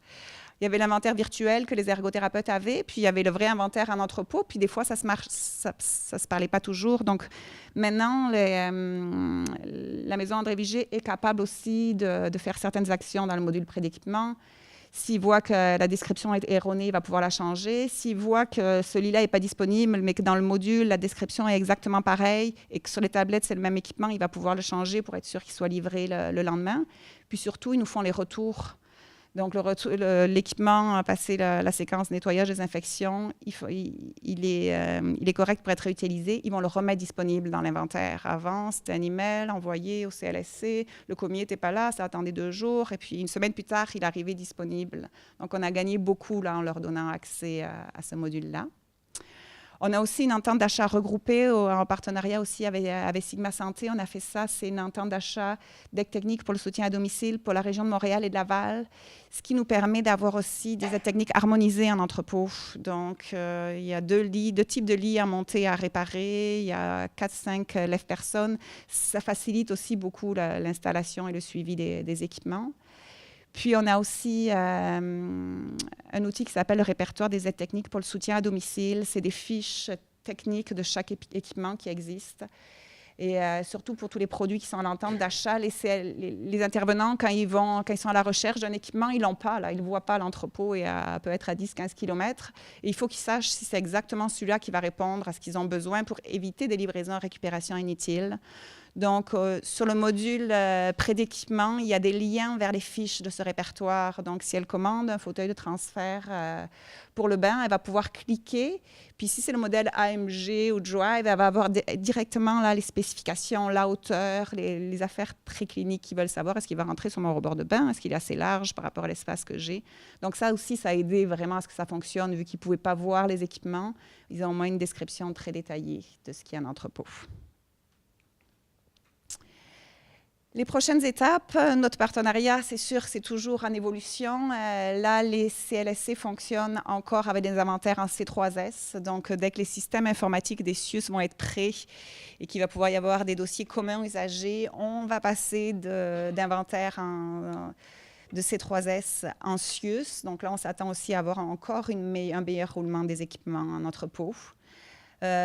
Quand on va régulièrement en entrepôt, j'ai remarqué aussi qu'il y avait certains équipements qui dormaient sur les tablettes. C'est les équipements pédiatriques et la clientèle est beaucoup plus... il y a beaucoup moins d'enfants handicapés sur l'île de Montréal. Donc, souvent, on va payer des équipements très dispendieux. Mais la probabilité que dans ces 3S-là, il y en a un autre qui soit réutilisé, on s'est rendu compte que ça dormait finalement. Donc, ceux-là, on va les rapatrier, nous, dans nos équipements en prêts régionaux pour faciliter la distribution et la réattribution.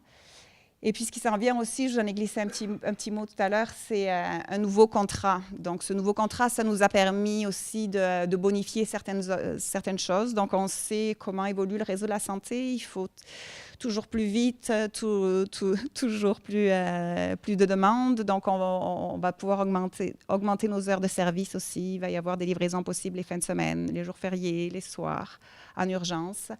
On en a profité pour réviser aussi nos procédures.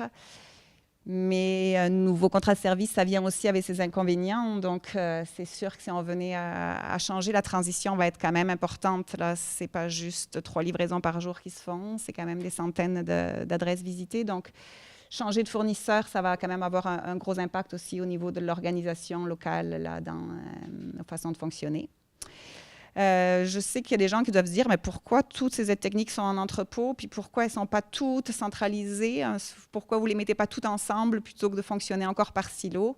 C'est l'objectif ultime, ça serait l'objectif ultime là, de pouvoir centraliser ces aides techniques, mais il y a eu des enjeux majeurs, notamment les passer de CLSC en C3S, de C3S en CIUS, donc on fait ça par étapes. On va commencer par CIUS parce qu'on a un enjeu beaucoup au niveau, on parlait des TI, c'est au niveau informatique aussi, étant donné que les prêts sont liés au dossier usagé. On a des enjeux informatiques si on veut mettre ça vraiment centralisé pour Montréal, pour faire le lien, niveau confidentialité, niveau outils. Donc, pour l'instant, on n'est pas encore prêt à aller à cette étape-là. Prochaine présentation. Madame Carole Borde, directrice adjointe de la logistique au 6 Chaudière-Appalaches, et Josée Chouinard, directrice du programme de soutien à l'autonomie des personnes âgées au 6 Chaudière-Appalaches. Alors, je vous laisse. Bien, bonjour tout le monde. Nous, on est la petite bibite régionale qui sommes à Montréal. On a voyagé pendant 2 jours là, pour être sûr d'être bien à l'heure. Puis nous, en fait, on va vous parler d'un projet qui était en impartition, qu'on a ramené chez nous. Puis on est un 3PL nous-mêmes, en fait, dans cette optique-là. Je suis très fière aujourd'hui d'être accompagnée par Josée, qui est notre directrice SAPA, qui est soutien aux personnes âgées chez nous au CIS.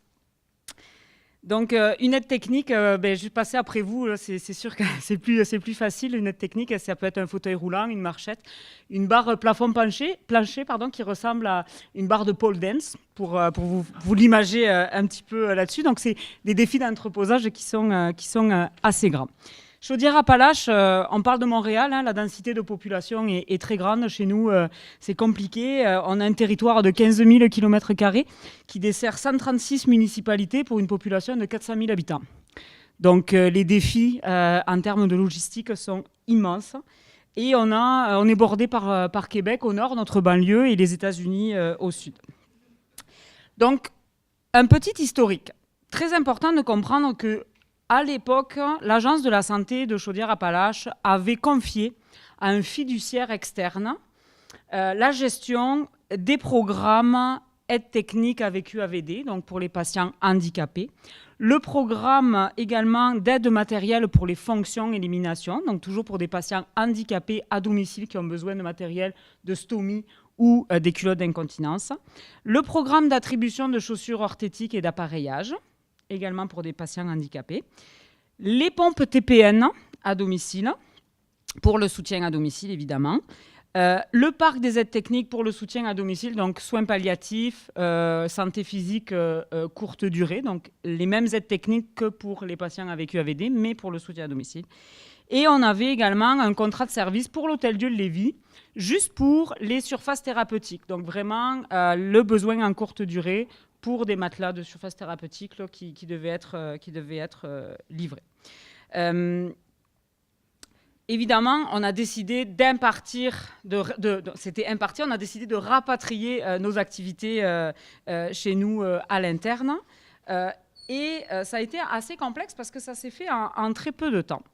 Donc, quelques chiffres. En 31 mars 2015, on a fait la fusion. C'est sûr que on avait 86 usagers en liste d'attente avec UAVD, donc des patients handicapés qui attendaient depuis 2 ans et demi d'avoir un équipement à domicile. On avait 84 usagers en liste d'attente pour la fonction élimination, essentiellement des enfants qui attendaient de pouvoir avoir une subvention pour avoir des culottes d'incontinence, des couches. Le délai moyen de livraison d'une surface thérapeutique en milieu hospitalier était de 48 heures. C'est pratique dans un milieu hospitalier d'attendre pendant 48 heures sa surface thérapeutique. C'était complexe. $1 million étaient dépensés au niveau de l'enveloppe avec UAVD pour l'ensemble des programmes que je vous ai mentionnés. Et on payait plus de $800 000 tous les C3S additionnés aux fiduciaires, aux prestataires de services pour les équipements. On avait 3332 usagers inscrits, 1400 équipements en inventaire chez le fiduciaire et près de 4190 chez les usagers. Très clairement, on avait un enjeu d'accessibilité et très clairement, on avait un enjeu d'optimisation financière. Alors, comment ça s'est passé?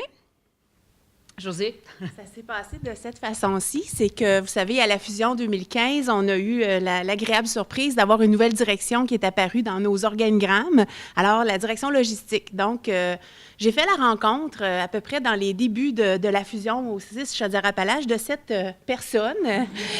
Et ça a été une rencontre exceptionnelle. Je vous dirais que comment ça s'est passé, c'est que moi, je suis une clinicienne dans l'âme. Je suis une personne qui a travaillé au soutien à domicile comme ergothérapeute pendant des années. Et au fil du temps, je suis devenue gestionnaire et j'avais encore, comme on dit, des anciennes problématiques qui étaient soulevées par mes équipes et qui continuaient de perdurer avec notre système d'aide technique. Donc, je ne ramènerai pas tout ce que vous avez dit tantôt, mais des équipements qui arrivent souillés à domicile, brisés, qui ne sont pas fonctionnels, que l'ergothérapeute doit faire 3 déplacements pour s'assurer que ça fonctionne. C'était commun chez nous. Alors, je me suis assise avec Carole dans une salle où elle a écouté nos besoins cliniques. Ça a été ça, la rencontre. On a passé 3 heures à peu près à discuter de tout ce qui n'allait pas bien dans le système. Et c'est là que j'ai établi les exigences de comment on devrait faire maintenant pour que ça aille mieux. C'est comme ça qu'on l'a fait. Donc, on a ce que j'ai fait, j'ai présenté ma vision, on a brisé le silo, hein, on s'est associés ensemble, et c'est la naissance du mariage de nos expertises qui est née à ce moment-là. Alors, tout ça, bien, c'est sûr qu'à un moment donné, quand Carole me jasait, moi, je suis une clinicienne, donc je jasais de mes besoins, puis là, à un moment donné, elle s'est mise à faire des petites boîtes au tableau, puis à me dire, bien, peut-être que ça, il faut que ça soit fait avant ça. Donc, on a clarifié nos processus, on a appris à travailler ensemble, à développer un langage commun. Alors, c'est ce que ça a donné. C'est un processus qui est beaucoup plus simple, beaucoup plus structuré. Les gens savent maintenant qui doit faire quoi dans toute notre mission clinique. Et à un moment donné, c'est l'équipe logistique qui prend la relève. Alors là-dedans, bien, il y avait une Française, il y avait une Québécoise qui ne se connaissaient pas au départ. Donc déjà, les langages, il fallait apprendre à se connaître. Mais il y avait un langage que j'ai enseigné à Carole, c'est le langage de l'ergothérapie. On en rit bien, là, mais tantôt, je vous écoutais, puis je me disais, ce matin, c'est moi qui apprends une nouvelle façon. Il y a plein de mots que vous avez nommés tantôt que je ne comprenais pas encore, mais elle a eu à vivre ça, c'est ce que je réalisais, dans le fond, tout le langage ou toute notre manière de réfléchir comme ergothérapeute. Puis je pense qu'il y en a dans la salle ici, et on est des gens qui sont quand même assez structurés, critiques. Donc, elle a eu affaire à des gens qui savaient ce qu'ils voulaient aussi au plan clinique. Je suis bilingue maintenant. Donc, je te laisse aller. C'est à toi, là. Ah oui, c'est moi, excuse. Donc, dans tout ça, qu'est-ce qu'on a fait? Il y avait 3 grandes problématiques qu'on a voulu structurer, dans le fond. C'est qu'au départ, ça nous prend un outil pour différencier les profils. Donc, on a parlé des programmes. Donc, il y avait le programme pour les personnes âgées. Il y avait le programme pour les AVQ, AVD, donc c'est plus les personnes handicapées. Et on s'est rendu compte rapidement que nos intervenants sur le terrain devaient différencier comme il faut les clientèles, leur profil, pour être capable de faire les demandes dans les bons programmes. Fait que ça a été une première étape. On a créé ce qu'on appelle un outil de différenciation des profils qu'on a travaillé avec les cliniciens d'abord. Et c'est Carole qui a mené les travaux avec les cliniciens. Ensuite, l'autre difficulté qu'on avait, c'était, une fois qu'on sait que c'est une personne âgée qui a besoin d'un équipement, mais comment on fait pour choisir la bonne aide technique? Donc, c'est vraiment qu'on avait des grilles d'attribution qu'on a bonifiées, qu'on a structurées davantage et qu'on a soumis également au ministère parce que toutes les cartes de référence étaient parfois un peu... il y avait de la délinquance à travers les cartes de référence. Donc, on a remis de l'ordre également là-dedans, puis tout ça. Donc, des critères d'attribution qui ont été revisés, qui ont été reprécisés. Et nos clientèles admissibles sont maintenant très bien indiquées pour chaque aide technique possible. Donc, ça, c'était une autre intervention à faire de façon là, très, très importante. Notre autre difficulté, puis la dame tantôt l'a mentionné, c'est comment on fait pour avoir accès à notre inventaire et de savoir le bon équipement. Donc, l'inventaire, maintenant, est accessible à tous les intervenants. Ils peuvent aller cliquer sur le système, puis il y a des photos qui nous permettent de s'assurer que ce qu'ils vont commander, donc, ils voient déjà l'équipement pour s'assurer que c'est tout bien, c'est vraiment l'équipement sur lequel ils posent leur action. Donc, sont aussi classés d'une façon logique qui permet d'avoir des organigrammes logiques. Donc, c'est facile de s'y retrouver, là, je dirais, pour un nouvel ergothérapeute. Alors, c'est un peu ça que le travail clinique. Puis là, bien, une fois que ça a été fait, bien là, j'avais besoin d'elle. Ce qui a été gagnant, c'est que moi, j'ai été là tout le parcours. Donc, c'est là, ça m'a permis vraiment de bien comprendre c'était quoi le besoin au niveau clinique. Puis là, quand elle dit dans le système, on va voir ça, tout le monde s'imagine là qu'on a un logiciel avec plein de petits clics, tout va bien. Pas du tout, c'est un fichier Excel. Donc, là, je redescends sur le plancher des vaches. C'est un fichier Excel. Puis, quand ils ont des besoins pour une aide à la chambre, pour une aide à la cuisine, pour une aide pour manger, etc. Donc, on a tout catégorisé ça dans le fichier Excel. Donc, il y a des belles catégories. Et on a structuré la recherche du fichier Excel parce que ce n'est pas donné à tout le monde de faire des filtres dans un fichier Excel, surtout quand on est ergothérapeute. Donc... Je me permets de le dire.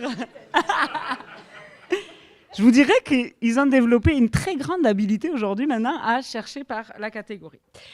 Donc, une fois ça dit, le monde de l'ergothérapie est un monde à part, le monde de la logistique est un monde à part également pour les ergothérapeutes et je pense qu'on leur a démontré à quel point on pouvait être d'une aide précieuse dans leur quotidien. Mi-janvier 2016, on a décidé, le 6 a décidé qu'on ne renouvellerait pas le contrat avec le fiduciaire au 1er avril 2016. J'avais 2 mois et 2 semaines pour prévoir le transfert des activités. On avait 7000 pieds carrés chez le fiduciaire à relocaliser chez nous. Donc pour toutes les fonctions d'administration, de nettoyage, désinfection, l'entretien, réparation, l'emballage, l'entreposage et l'expédition-réception. Rien n'était conforme. On avait le flux croisé propre et souillé.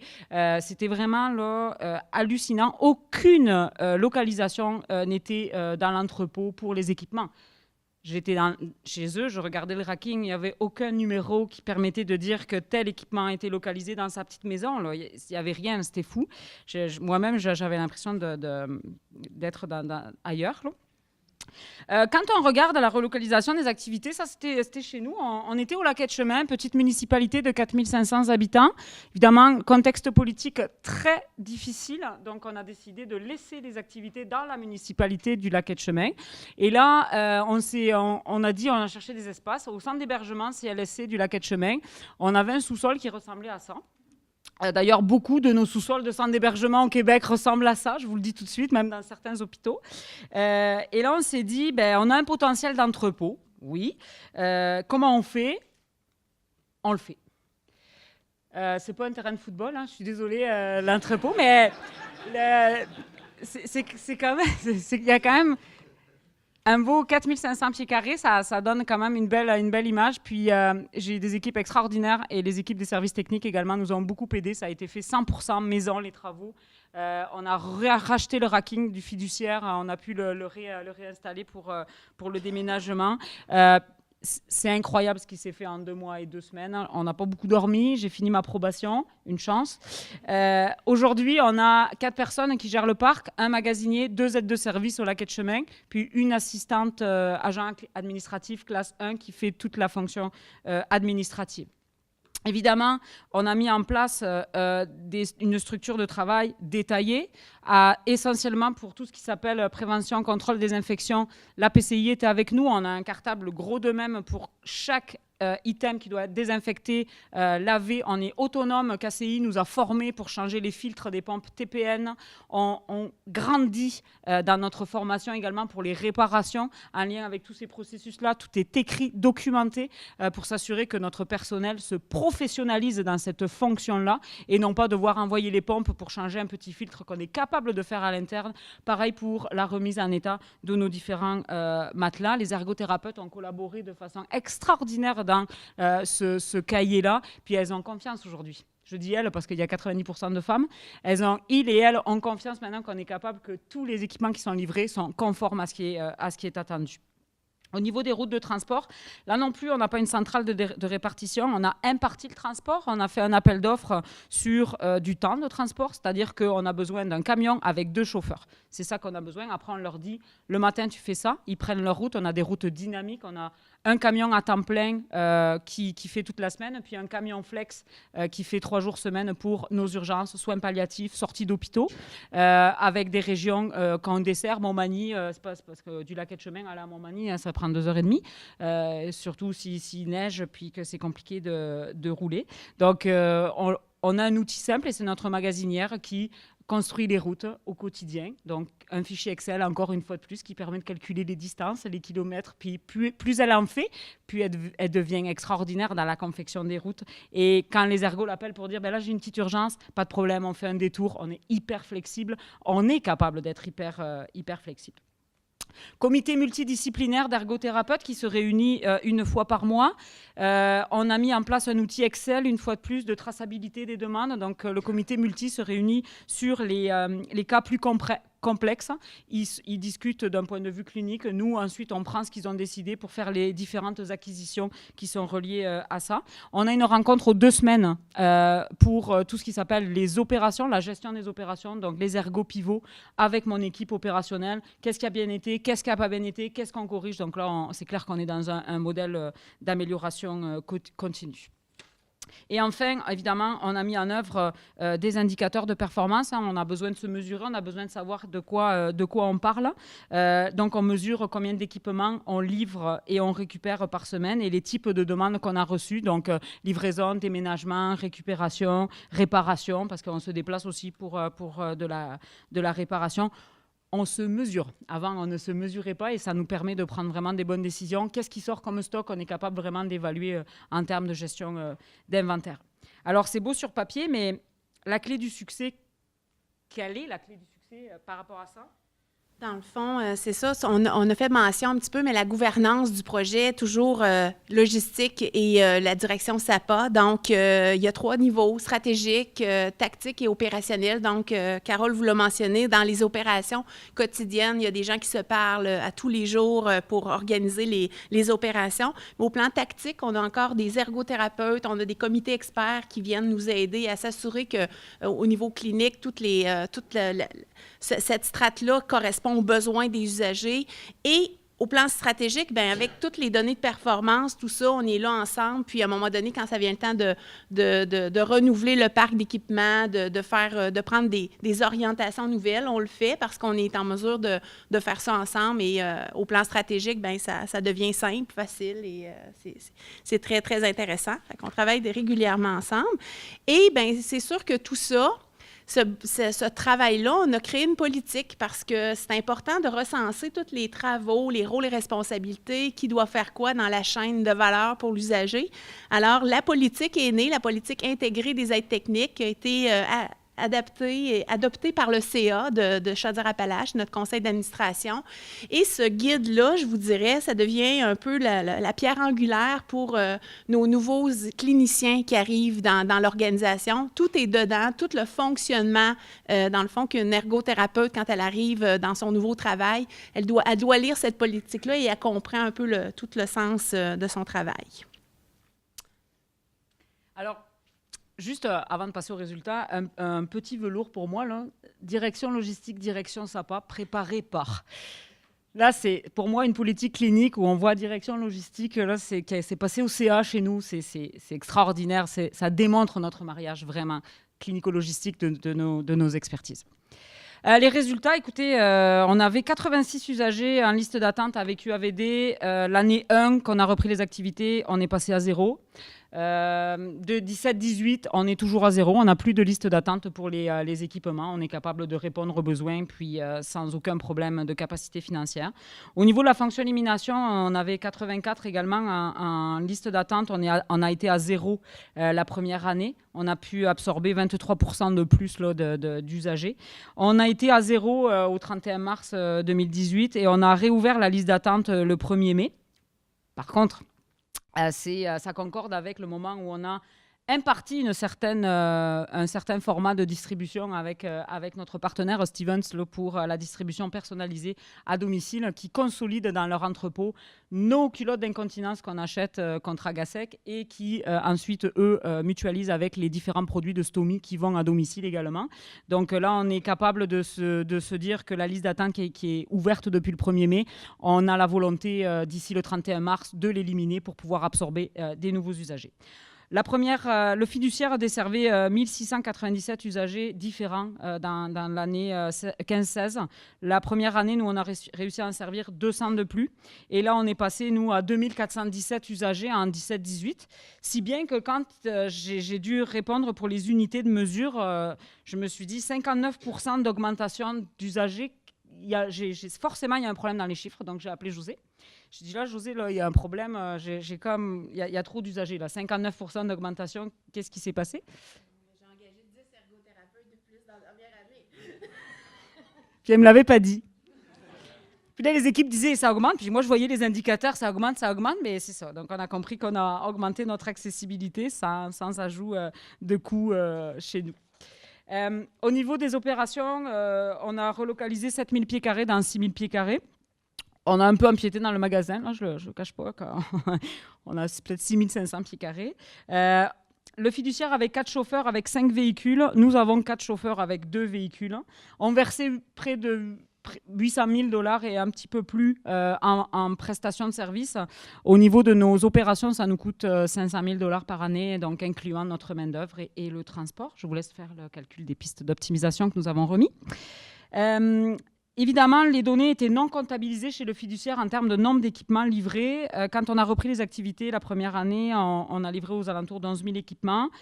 Cette année, 15 000 équipements. Les demandes moyennes, le nombre de demandes moyennes traitées, 110 chez le fiduciaire. On est à 168 demandes par semaine chez nous en moyenne. Le contexte politique était complexe. La Voix du Sud, qui est notre journal local, parce que j'habite maintenant au Lac-Etchemin, et c'est pas une blague, a quand même écrit un bel article, parce qu'ils en avaient écrit des beaucoup moins drôles que ceux-là. Donc ça a été positif pour nous. Quand je fais la présentation, Madame Chouinard n'est pas là, d'habitude. Là, elle est là. Et j'ai des acétates qui concernent Madame Chouinard, parce qu'on a fait ce projet-là pour les usagers, pour les cliniciens, et j'aime à lui poser des questions. Donc, Madame Chouinard, en quoi ce projet fait-il une différence auprès des usagers de la région de Chaudière-Appalaches? Dans le fond, ce que ça nous a permis, c'est justement d'avoir un processus beaucoup plus rapide. Hein? On a réduit le temps, l'accès. On répond beaucoup mieux à nos clientèles vulnérables. C'est toutes les listes d'attente qui sont à zéro. Là. C'est magnifique. Là. Quand on est des cliniciens, ce qu'on veut, c'est de traiter, d'avoir l'équipement up-to-date la journée même pour une valeur de qualité. Ça a été vraiment exceptionnel du côté des soins palliatifs, je vous dirais. Vous savez que cette clientèle-là, très fragilisée. Donc, quand on a une sortie d'hôpital, 24 heures après, on a l'équipement. Donc, maintenant, c'est vraiment c'est important puis c'est vraiment intéressant. Puis, c'est toute la qualité, la rigueur qu'on a développée et le partenariat, effectivement. Alors, j'en ai une deuxième question. Quelles sont les clés du succès de ce projet d'envergure? Bien, la recette, c'est que je pense que le mot-clé, c'est d'être à l'écoute des besoins. C'est ce qui a permis qu'on a développé ça ensemble. Dès le départ, Carole, elle s'est assise avec moi et elle a écouté ce qu'on avait besoin. Et à partir de là, elle a créé avec moi ce chemin-là, ce parcours de soins-là. Donc, je pense que c'est ça. On n'a jamais perdu de vue l'usager au cœur des discussions. À un moment donné, on s'écartait, on se disait, bon, c'est pour l'usager qu'on fait ça, mais ça a toujours été dans ce sens-là. Et c'est sûr que ça a permis une collaboration intense. Et depuis, je vous dirais, depuis que j'ai rencontré Carole, il y a eu plusieurs autres projets qui ont émergé dans la direction SAPA avec le clinique, donc avec la logistique. Donc, on a continué de travailler, de collaborer parce que maintenant, je ne peux plus faire seule. Je fais avec la logistique. Donc, c'est vraiment, on est complémentaires dans nos approches, vraiment. C'est un beau témoignage, elle est là en plus, et je ne rapporte pas des propos. Rapidement, les facteurs de succès, on l'a mentionné, définir les priorités communes, l'attitude, rester sympathique et professionnel. Ça n'a pas toujours été simple quand on a commencé à livrer, que les ergots criaient après mes équipes. Je leur ai dit, c'est normal, on va s'ajuster. Mes équipes sont restées vraiment à l'écoute et flexibles. Des processus robustes et flexibles. Je pense qu'on est à notre 5e itération du formulaire de demande. La politique, il y a eu 26 versions. Donc, il faut toujours se réinventer, réfléchir sur nos processus. Et évidemment, questionnement en mode amélioration continue. C'est sûr que j'ai ma black belt, donc c'était clair pour moi qu'il fallait toujours re-questionner. On a eu un soutien indéfectible de la haute direction. C'est notre PDG qui a porté ce projet-là, qui nous a donné les coups des franches pour travailler. La prise de décision stratégique, tactique, opérationnelle s'est fait sur vraiment un claquement de doigts. On était en gestion en escalade, hein, ça venait du terrain, ça montait, ça redescendait aussitôt. Là, on ne faisait pas un comité pour prendre des décisions. Et la mobilisation, évidemment, des équipes terrain est une des grosses clés du succès. Moi, j'aime à dire, un employé mobilisé, il te donnera 200% de sa capacité à travailler. Le processus complet a été transféré à la direction logistique, incluant les budgets. Donc, le 1 million là, que vous avez vu d'enveloppe... Elle me l'a donné. Ça, c'est novateur dans les pratiques de gestion parce que souvent, on nous considère comme un prestataire de service. Hein, la logistique, on nous dit, on a besoin de toi pour le transport. Non, là, on nous a tout transféré. Puis là, maintenant, on est imputable de ce transfert-là. Et on a tout centralisé là, en termes des parcs, là, autant pour les patients handicapés que pour le soutien à domicile, si bien que la première année, on n'a quasiment pas acheté d'équipement, tellement les équipements dormaient en fonction des silos des anciens CLSC. Donc, quand je vous entendais tantôt dire ce que vous visez, c'est sûr sûr, c'est hyper gagnant par rapport à ça. Pour terminer... Donc, pour terminer, c'est ça, on a fait vraiment, on a voulu féliciter toute l'équipe qui a participé au projet. Donc, on a fait vraiment un happening, on a ouvert, dans le fond, sur le fait qu'un projet comme ça s'est fait ensemble. Donc, il y a eu un événement où le PDG est venu tirer comment on dit ça, couper le ruban, excusez, et ça a permis vraiment de porter un regard sur toute la reconnaissance du travail qui a été accompli par les équipes. Donc, on a pris soin de faire ça. Puis, on a inclus aussi nos services techniques parce qu'ils ont été très contributifs au départ dans le bâtiment, la Beauce Chemin. Donc, c'est un travail d'équipe, ce volet-là. Et ce qui est quand même très drôle, c'est que c'est les ergothérapeutes qui faisaient visiter l'entrepôt puis qui expliquaient maintenant comment gérer l'entrepôt. Puis donc ça a été extraordinaire ce jour-là. Mes équipes étaient comme aux anges, on les avait jumelés, un ergothérapeute, un logisticien. Puis on planifie les groupes de visite comme tels. Donc c'est vraiment un beau mariage. Les étapes à venir, donc on va formaliser la mutualisation des routes.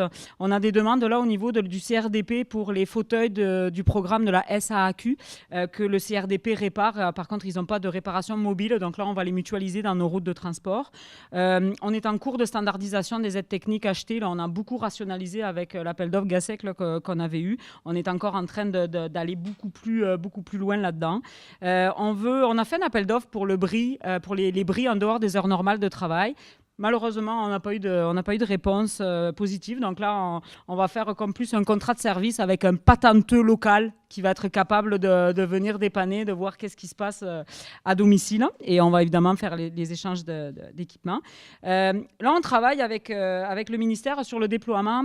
En fait, pas le déploiement, mais développer un outil informatique pour le réseau qui s'arrimerait avec ICLSC, qui serait vraiment à la fois un outil de gestion d'entrepôt, sans aller trop loin, bien sûr, mais qui permettrait de faire les demandes en ligne à domicile sur un iPad avec les ergothérapeutes. Donc, on est là-dedans, avec des ergothérapeutes, bien sûr, et le ministère va certainement après partir un comité provincial là-dessus.